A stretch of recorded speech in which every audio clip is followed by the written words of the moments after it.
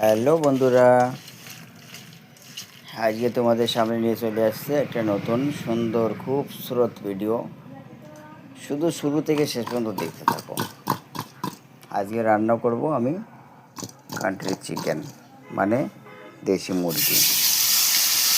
তো কীভাবে রান্না করছি বন্ধুরা, সবাই শুরু থেকে দেখতে থাকো। প্রথমে আমি ম্যারিনেট করে নিয়েছিলাম মাংসটা, মশলাপাতি দিয়ে সব কিছু যা যা দেওয়ার দরকার, কাঁচা লঙ্কা, পাকা লঙ্কা, হলুদ, লবণ, জিরে গুঁড়ো, আদা পেস্ট। তারপরে দিয়ে দিলাম আমি জিরে, তেজপাতা দিয়ে ফোড়ন দিলাম পেঁয়াজ। তারপরে ম্যারিনেট করে রাখা মাংসটা দিলাম। একটু দেশি সেই স্বাদ হবে। আর দেশি মুরগির পাতলা ঝাল, পাতলা পাতলা ঝোল, দেশি মুরগির সেই স্বাদ। গরম ভাতের সঙ্গে সাথে থাকবে আলু।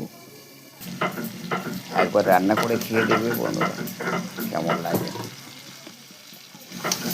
ভেজের আগে আলুটাও দিয়ে দিলাম।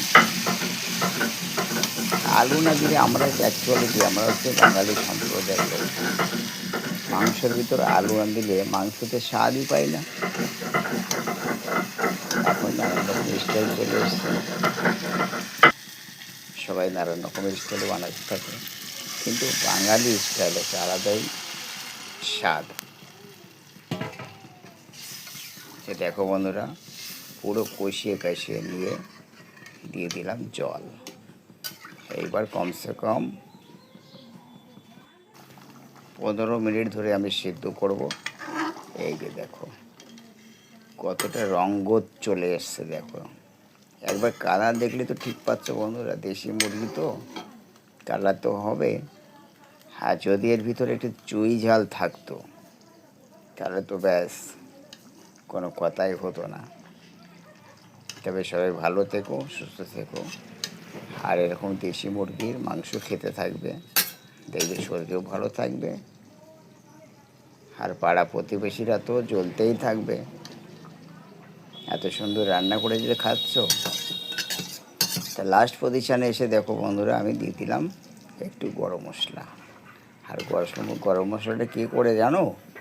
আমার টুনি পাখি সেই সুন্দর করে একেবারে গরম মশলা করে রাখে, খেতে সেই স্বাদ। তা তোমরা কি এইভাবে কি রান্না করো? যদি রান্না না করো তাহলে আমার কাছ থেকে টিপস নিতে পারো। ঠিক আছে, বাই।